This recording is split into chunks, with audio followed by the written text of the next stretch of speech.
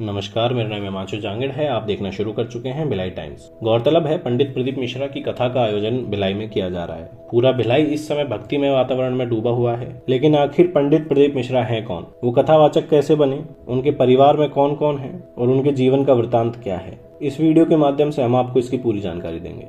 पंडित प्रदीप मिश्रा का जन्म 1980 में सीहोर मध्य प्रदेश में हुआ था। उन्होंने स्थानीय हाई स्कूल में पढ़ाई की है। वह ग्रेजुएट हैं। पंडित प्रदीप जी मिश्रा के पिता का नाम पंडित श्री रामेश्वर दयाल जी मिश्रा है। उनके दो भाई भी हैं, जिनके नाम दीपक जी और विनय जी मिश्रा हैं। पंडित प्रदीप मिश्रा शादीशुदा व्यक्ति हैं। उनकी पत्नी भी है और उनके साथ उनके बच्चे भी हैं। लेकिन उनके बारे में कोई भी जानकारी अब तक उनके द्वारा नहीं दी गई है, क्योंकि उनको अपने जीवन से जुड़े हुए चीजों को सार्वजनिक करना पसंद नहीं है। पंडित प्रदीप मिश्रा बताते हैं कि वह बहुत गरीब परिवार से थे। जब उनका जन्म हुआ था तब उनके परिवार के पास पैसे नहीं थे, तो उनका जन्म आंगन में तुलसी की क्यारी के ठीक पास में हुआ था। लेकिन अब भगवान भोलेनाथ की कृपा से सब ठीक है। आज भी वह तुलसी की क्यारी उनके आंगन में रखी हुई है। पंडित प्रदीप मिश्रा पहले एक टीचर थे।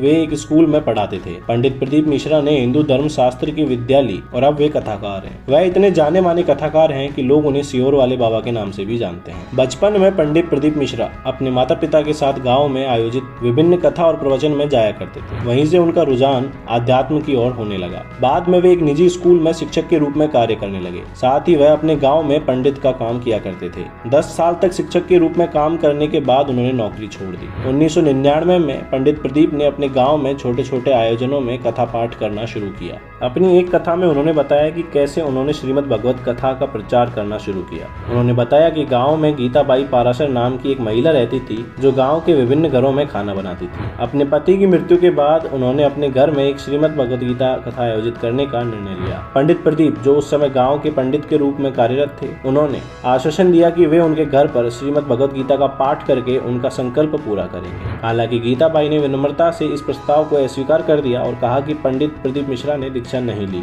वे कोई गुरु नहीं है, इसीलिए वह कथा का प्रचार नहीं कर सकते हैं। इसके बाद वे इंदौर गए और श्री गोवर्धन नाथ के अधीन अपनी गुरु की दीक्षा ली। अपनी कथा में उन्होंने अपने गुरु के बारे में बात करते हुए कहा कि गुरु ने ही हमें धोती पहनना सिखाया था। गुरु ने मेरे हाथ में एक पोटली दी थी और कहा था कि तुम जहाँ भी कथा करो, तुम्हारा पांडाल कभी खाली नहीं रहेगा। यह उनकी कृपा है कि इतने सारे भक्त मेरे पांडाल में आते हैं। दीक्षा पूरी करने के बाद उन्होंने अपने गांव और आसपास के क्षेत्रों में श्रीमद् भगवत गीता का पाठ करना शुरू किया। धीरे धीरे उन्होंने 2020 में लॉकडाउन के दौरान शिव पुराण में रुचि विकसित करना शुरू कर दिया। उन्होंने अपना पहला शिव पुराण वीडियो अपने YouTube चैनल पर प्रदीप जी मिश्रा सीहोर वाले बाबा के नाम से अपलोड किया। कुछ ही दिनों में उनके वीडियो को हजारों व्यूज मिल गए। धीरे धीरे उनकी शिव पुराण कथाएं YouTube पर लोकप्रियता हासिल करने लगी।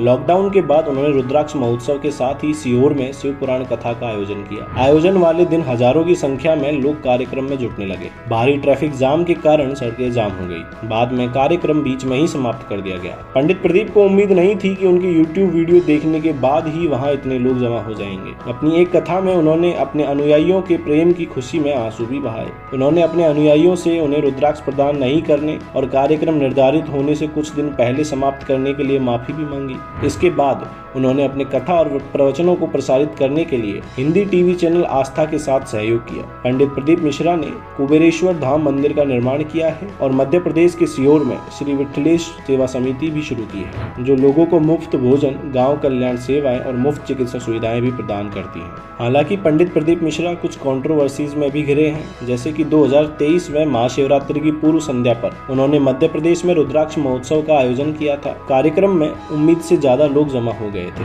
जिससे महोत्सव में हंगामे की स्थिति पैदा हो गई थी। कुछ लोगों की मौत हो गई थी। कुछ लोगों ने भीड़ को संभालने के लिए उचित व्यवस्था नहीं करने के लिए पंडित प्रदीप मिश्रा को दोषी ठहराया, तो कुछ लोगों ने स्थानीय पुलिस और प्रशासन पर भीड़ को ठीक से नहीं संभालने का आरोप लगाया। घटना में एक महिला ने पंडित प्रदीप के भतीजे के खिलाफ गलत व्यवहार करने की शिकायत भी की थी। स्थिति को देखते हुए रुद्राक्ष महोत्सव को निर्धारित समय से पहले ही समाप्त कर दिया गया। बाद में एक रिपोर्टर ने पंडित प्रदीप मिश्रा से उनके कार्यक्रम में स्थिति के बारे में पूछा, तो वह स्थिति से अनजान दिखे। उन्होंने कहा, मेरे पास इस संबंध में कोई स्पष्ट जानकारी नहीं है। जो भी यहाँ आया है उसे जाना है, भले ही वह मैं हूँ। पंडित प्रदीप काफी लंबे समय से अपने धार्मिक आयोजनों के दौरान विवादित बयानों के कारण सुर्खियों में रहे हैं। कथित तौर पर अपने एक प्रवचन में उन्होंने भारत के संविधान का अपमान किया, जिसे भीम आर्मी द्वारा अच्छी तरह से स्वीकार नहीं किया गया था। पंडित प्रदीप ने यहाँ तक कहा कि भारत एक हिंदू राष्ट्र था अपने दूसरे प्रवचन में उन्होंने कहा कि भारत में हर घर से एक समर्थक को संघ या बजरंग दल से जुड़ जाना चाहिए। स्थानीय कांग्रेस नेताओं ने उनके बयान पर सवाल उठाए। उन पर एक बार अंतर्राष्ट्रीय संगठन अखिल विश्व गायत्री परिवार के सूत्र वाक्य "हम बदलेंगे युग बदलेगा, हम सुधरेंगे युग सुधरेगा" को श्रीमां ताप्ती शिव महापुराण कथा के दौरान मजाकिया लहजे में पेश करने का आरोप लगाया। हालांकि इस सब के परे पंडित प्रदीप मिश्रा अपनी कथा के द्वारा लोगों को सही राह दिखाते हैं और उनके जीवन को खुशियों से भरने के उपाय तथा सही राह पर चलना सिखाते हैं। लगभग सभी लोग पंडित मिश्रा के विचारों को ग्रहण कर अपने जीवन में उतारते हैं और भगवान भोलेनाथ की पूजा तथा उनका विधि विधान से अभिषेक करते हैं, जिससे सभी लोगों के जीवन में खुशियां बनी रहती है। तो यह थी पंडित प्रदीप मिश्रा की जीवनी। आज के लिए बस इतना ही। हम फिर मिलते हैं आपसे एक नई वीडियो में। तब तक के लिए वीडियो देखने के लिए धन्यवाद।